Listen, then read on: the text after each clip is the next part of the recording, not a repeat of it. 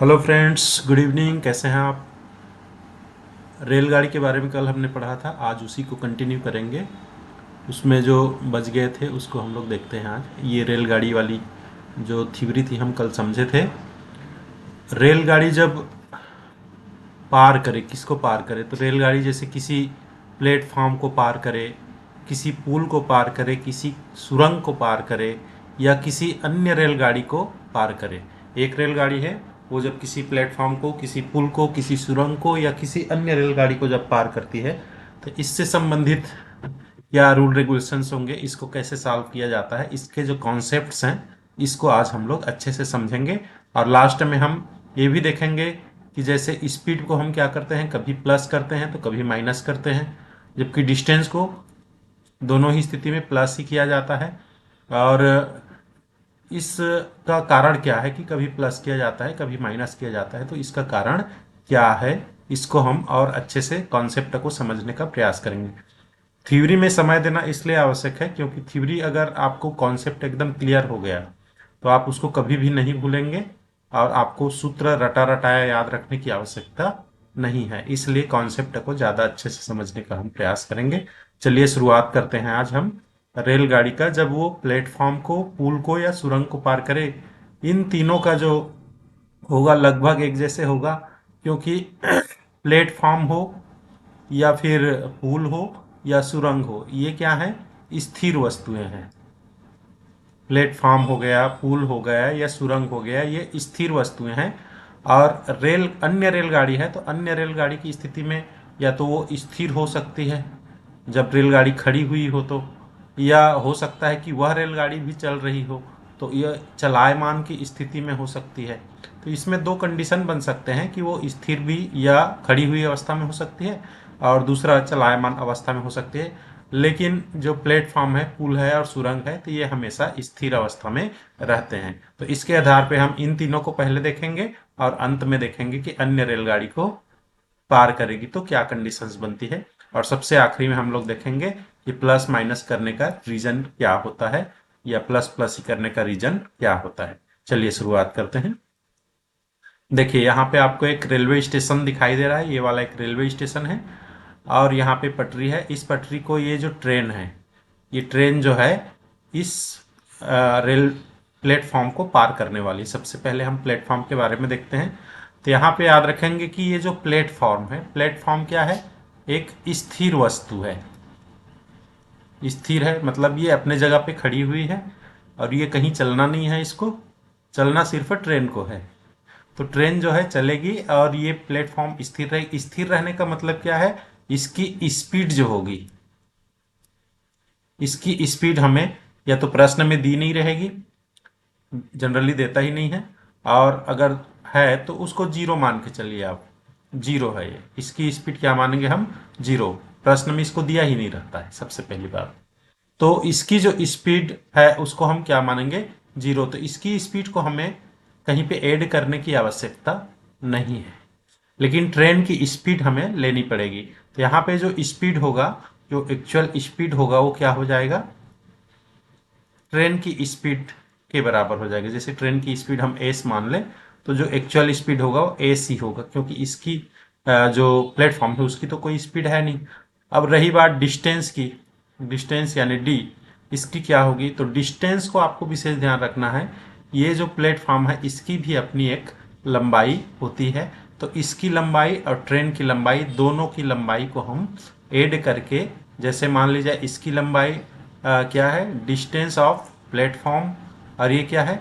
इसकी लंबाई distance of train, D T यानी डिस्टेंस ऑफ ट्रेन, और डी पी यानी डिस्टेंस ऑफ प्लेटफॉर्म हो गया। तो इसको दोनों को ऐड करके जो डिस्टेंस है वो आएगा। तो एक्चुअल जो डिस्टेंस बनेगा यानी दूरी, डिस्टेंस में हमेशा याद रखेंगे दूरी जहाँ दिया रहेगा प्रश्न में, तो दूरी में आपको ये समझना है प्लेटफॉर्म या ट्रेन जैसे दिया है तो दोनों की लंबाई को ही हम दूरी मानते हैं। तो यहाँ पे ट्रेन की लंबाई प्लस आपकी प्लेटफॉर्म की लंबाई, दोनों को हम ऐड कर देंगे। इसको हम समझ गए। अब देखते हैं हम लोग ये ट्रेन चलती कैसे है और पार कैसे करती है, इसको अच्छे से समझना आवश्यक है।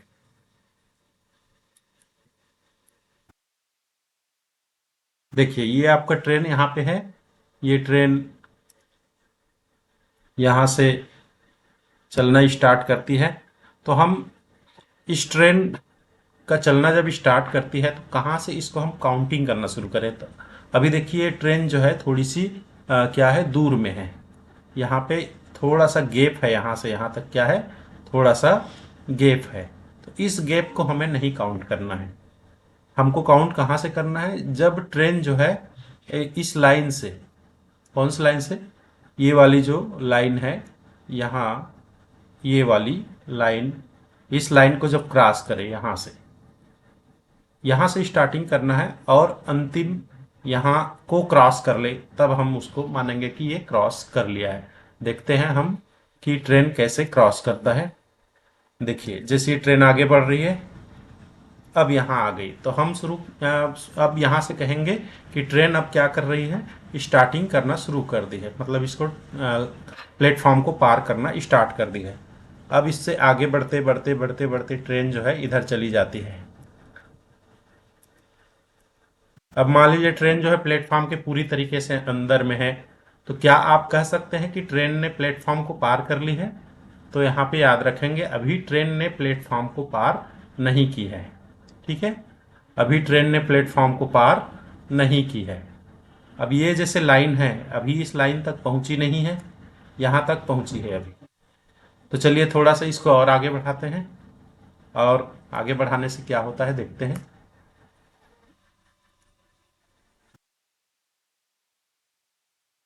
ये देखिए आखिरी छोर तक पहुंच गया। अब ये आखिरी छोर तक पहुंच गया, ठीक है। तो क्या अब इसको आप कह सकते हैं कि ट्रेन ने यहां तक अब वो पहुंच गया, मतलब इस लाइन से लेके इस लाइन तक वो पहुंच गया है। यहां से स्टार्ट किया था, ये स्टार्ट पॉइंट था, और यहां तक ये पहुंच गया है। तो क्या आप अब कह सकते हैं कि ट्रेन ने इसको पार कर लिया है। तो याद रखेंगे ट्रेन ने अभी इसको पार नहीं किया है, अभी इसको पार नहीं किया है, अभी उसके अंदर ही है। तो इसको पार हुआ हम नहीं मानेंगे। कब मानेंगे इसको पार हुआ, तो जब ये ट्रेन क्या होगी, आगे बढ़ते हुए जब ट्रेन का अंतिम सिरा जो है ये वाला, ये यहां तक पहुंच जाए ट्रेन, तब हम कहेंगे कि ट्रेन ने क्या किया है, स्टेशन को पार कर लिया है। तो ट्रेन एक्चुअल में कहां तक बढ़ गई, ट्रेन जो है यहां तक बढ़ गई, इस लाइन तक, इस लाइन तक आगे बढ़ गई। अब आप ध्यान देंगे कि यहाँ दो लंबाइयां हमको दिखाई दे रही है। ये एक यहाँ स्टार्ट पॉइंट था और ये एंड पॉइंट है। तो स्टार्ट पॉइंट से लेके एंड पॉइंट तक जाने में ट्रेन ने कितनी दूरी तय की है। तो यहाँ पे एक दूरी तो उसने, ये प्लेटफॉर्म की जितनी लंबाई है यहाँ से लेके यहाँ तक, इसको मान लीजिए हम प्लेटफॉर्म की लंबाई x मानते हैं। तो एक तो x लंबाई को उसने पार किया है, और साथ ही साथ अपनी जो लंबाई है ट्रेन की यहाँ से लेके यहाँ तक, इसको मान ले y मान लेते हैं हम लोग। इसकी लंबाई, ट्रेन की लंबाई y है, प्लेटफॉर्म की लंबाई x है। तो इसने x को भी पार किया और साथ ही साथ खुद की लंबाई के बराबर भी आगे बढ़ा। तो स्टार्टिंग कहाँ से किया था, स्टार्टिंग इस बिंदु से किया, और चलते चलते चलते कहाँ तक चला, यहां तक चला। तो कुल जो लंबाई है यहां से लेकर के यहां तक की जो लंबाई है, इसको हमें कुल लंबाई मानना है। तो इसमें क्या होगा, ये x प्लस वाई हो जाएगा। तो यहाँ पे डिस्टेंस इज इक्वल टू क्या हो जाएगा, x प्लस वाई। तो इसको बोलते हैं प्लेटफॉर्म को पार करना। तो इसीलिए प्लेटफॉर्म को पार किया जाता है। तो यहाँ पर प्लेटफॉर्म की लंबाई और ट्रेन की लंबाई दोनों को जोड़ा जाता है। तो क्यों हम दोनों की लंबाई को जोड़ते हैं, आशा है आपको अच्छे से समझ में आ गया होगा। ठीक है मित्रों, आगे चलते हैं। सेम वैसी ही कंडीशन यहाँ पर भी है। मैं बताया हूं कि आपका जैसे प्लेटफॉर्म है, प्लेटफॉर्म हो गया, या पुल हो गया, या फिर सुरंग हो गया। तो इन कंडीशंस में क्या होता है, ये तीनों ही स्थिर वस्तुएं हैं।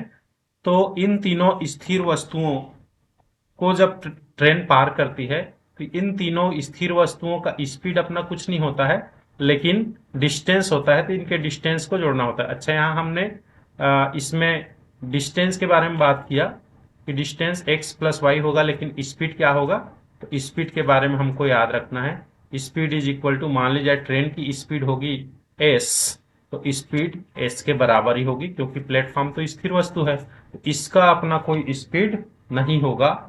तो यहाँ पे स्पीड जो होगा हमें सिर्फ ट्रेन का स्पीड को लेना है।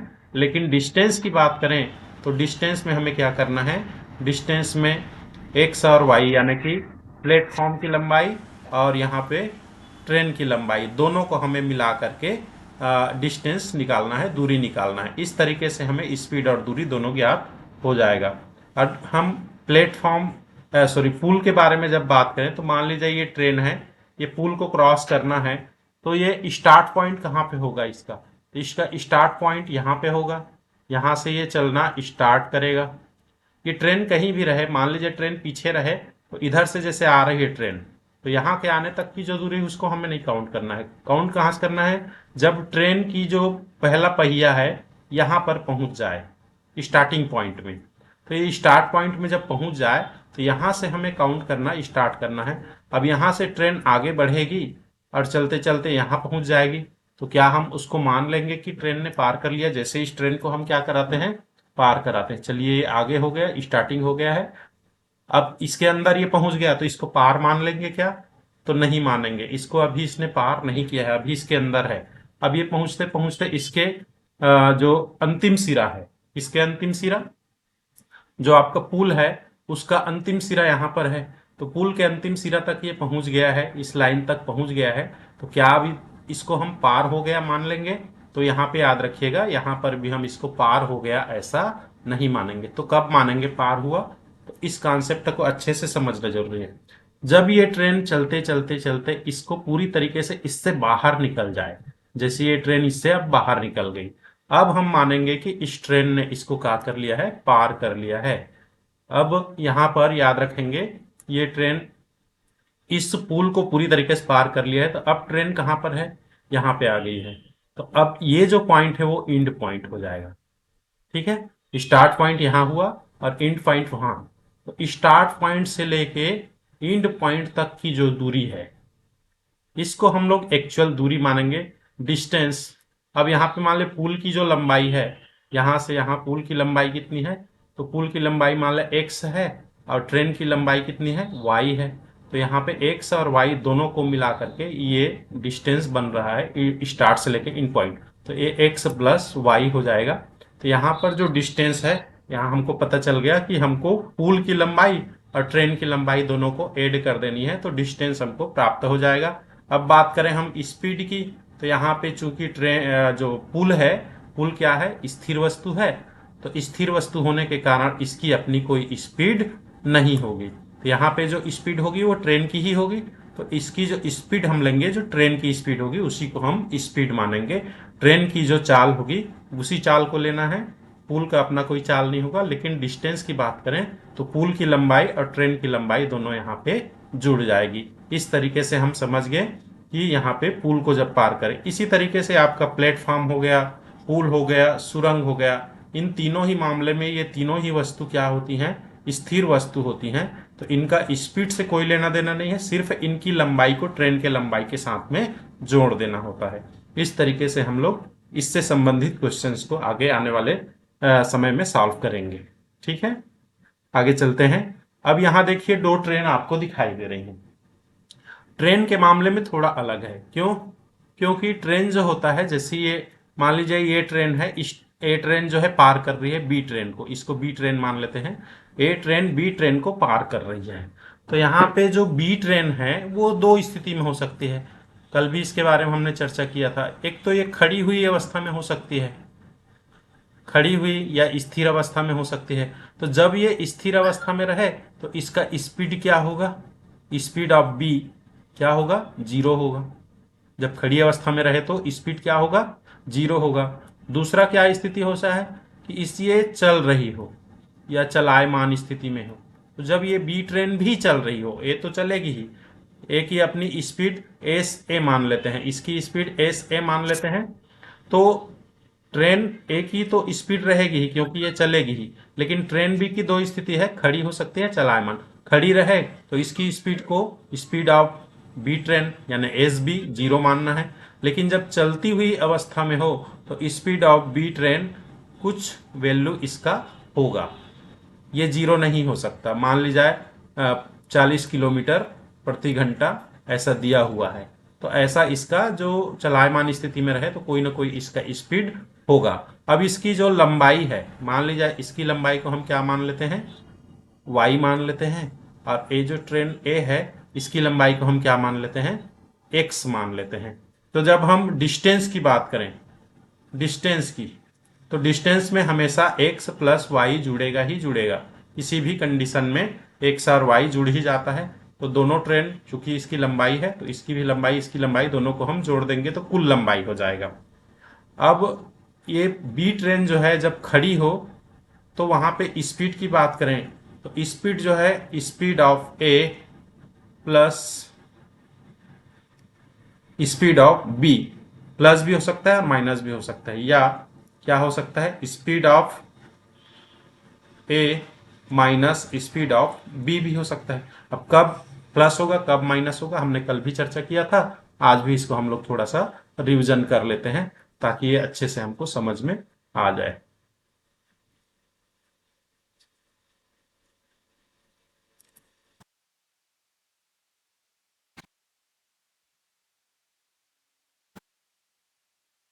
चलिए ठीक है।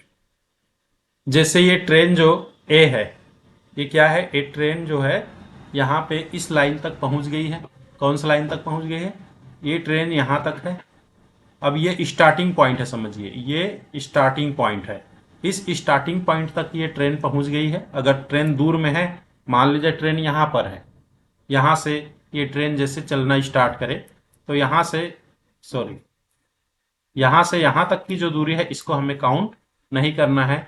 काउंट हमें कहाँ से करना है, ये ट्रेन जब यहाँ पहुंच जाए, इस लाइन को टच कर ले, स्टार्ट पॉइंट को जब टच कर ले तब हमें काउंट करना स्टार्ट करना है।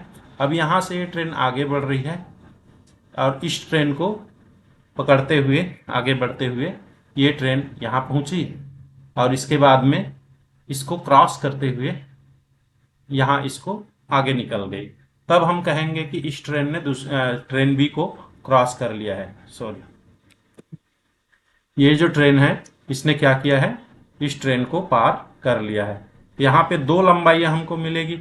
एक लंबाई यहाँ से यहाँ तक, तो ये ट्रेन बी की लंबाई है जिसको हमने एक्स माना हुआ है, और ये ट्रेन यहाँ से यहाँ तक की लंबाई जो है वो क्या है, ट्रेन ए की बी की लंबाई है जिसको हमने वाई माना हुआ है। यहाँ पे कुल लंबाई जो हो जाएगी वो क्या हो जाएगी, X plus Y, distance is equal to X plus Y हो जाएगी। लेकिन यहाँ पे स्पीड की बात करें तो मान लीजिए ये ट्रेन चल रही हो, बी ट्रेन भी चल रही हो और ए ट्रेन भी चल रही हो, दोनों चल रही हो, तो उस कंडीशन में क्या होगा, दोनों की जो स्पीड है, अब ये ए भी इसी दिशा में जा रहा है, ए भी इसी दिशा में जा रहा है, दोनों सेम दिशा में जा रहे हैं, तो उससे क्या होगा, उससे दोनों की स्पीड क्या होगी, घट जाएगी।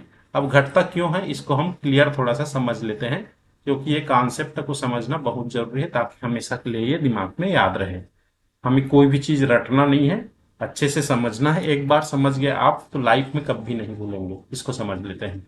जैसे यहाँ पे ये ट्रेन है, मान लीजिए ये यहाँ से क्या होती है, यहाँ से ये चलना स्टार्ट करती है। ये हम इसको क्या मान लेते हैं, ये रेखा है, यहाँ पे इसको हम स्टार्ट पॉइंट मान लेते हैं। ये हमारा स्टार्ट पॉइंट है, स्टार्ट पॉइंट से चलना स्टार्ट करती है। अब ये जो ट्रेन, ये ट्रेन बी है ऊपर वाला, ये नीचे वाला ट्रेन ए है। अब ट्रेन ए जो है बी को पीछा कर रही है, समान दिशा में दोनों चल रहे हैं। अब ये जो ट्रेन है, ये ट्रेन थोड़ा सा आगे बढ़ते बढ़ते बढ़ते जैसे यहाँ तक पहुंच गई, और बी भी ट्रेन चल रही है, तो क्या बी ट्रेन वहीं पे खड़े रहेगी, नहीं, ये भी कुछ दूरी मान ले यहाँ तक बढ़ जाएगी। अब ये ट्रेन वैसे ही आगे पीछे चलते चलते चलते धीरे से एक स्थिति ऐसे आएगी, ये ट्रेन यहाँ तक पहुंच गई, ये ट्रेन ऐसे करते करते इसकी ट्रेन जो ए वाली ट्रेन है, इसकी ट्रेन की स्पीड जो है अधिक रहेगी, तो ये यहाँ पे क्या हो जाएगी, इससे क्रॉस कर जाएगी। इस तरीके से हमने देखा कि यहाँ पे टोटल जो इसने दूरी जो तय किया, इसको क्या करना था, मान ले इस ट्रेन की लंबाई यहाँ तक थी और इस ट्रेन की लंबाई यहाँ तक, तो यहाँ तक में ये क्रॉस कर लेना था, लेकिन ये आगे जाके क्रॉस कर रही है। तो इससे क्या मतलब हुआ, ये जो ट्रेन है इसकी स्पीड भी है जो थोड़ा सा आगे बढ़ जाती है, इसके कारण ये थोड़ा सा देर से इसको पकड़ पाती है। जल्दी पकड़ लेना था, यहां तक इंड पॉइंट हो जाना था यहाँ पे, लेकिन यहाँ पे इंड पॉइंट ना होकर के आगे में इंड पॉइंट हो रहा है, ये इंड पॉइंट नहीं बन पाया। क्यों? क्योंकि जो ट्रेन भी है वो भी साथ में आगे बढ़ रही है, इसलिए इसकी जो स्पीड है, जो पहले वाले ए ट्रेन है उसकी स्पीड को कैंसल कर रही है। तो जितनी कैंसल कर रही है, यहाँ पे जो स्पीड होता है, एक्चुअल स्पीड, वो क्या होता है, जो ट्रेन ए की स्पीड है, स्पीड ऑफ ट्रेन ए, उसमें हम क्या करते हैं, ट्रेन बी की स्पीड को माइनस कर देते हैं। तो याद रखेंगे, जब समान दिशा में चल रही हो तो इस तरीके से आपको माइनस करना है। क्यों क्यों माइनस करना है? क्योंकि यहाँ पे ट्रेन बी भी चल रही थी साथ में, तो यहाँ पे ट्रेन जितना में पार कर लेना था उतने समय में पार नहीं कर पाया, उससे थोड़ा ज्यादा समय लगा। इसलिए इसकी स्पीड ने, जो बी ट्रेन की स्पीड है, उसने ए ट्रेन की स्पीड को कैंसल किया, क्योंकि ये भी उसी के साथ में चल रही थी आगे आगे। तो यहाँ पे इसको क्या करना है, माइनस करना है। तो ये हम क्यों माइनस करते हैं, आशा है आपको अच्छे से समझ में आ गया होगा। अब इसके विपरीत अगर ट्रेन अपोजिट डायरेक्शन में चल रही हो, विपरीत दिशा में चल रही हो, तो क्या कंडीशन बनेगी, इसको हम थोड़ा सा देख लेते हैं। इस ट्रेन को मैं यहां रख लेता हूं पीछे में, और ये ट्रेन है, इसको हम इसके विपरीत दिशा में कर लेते हैं।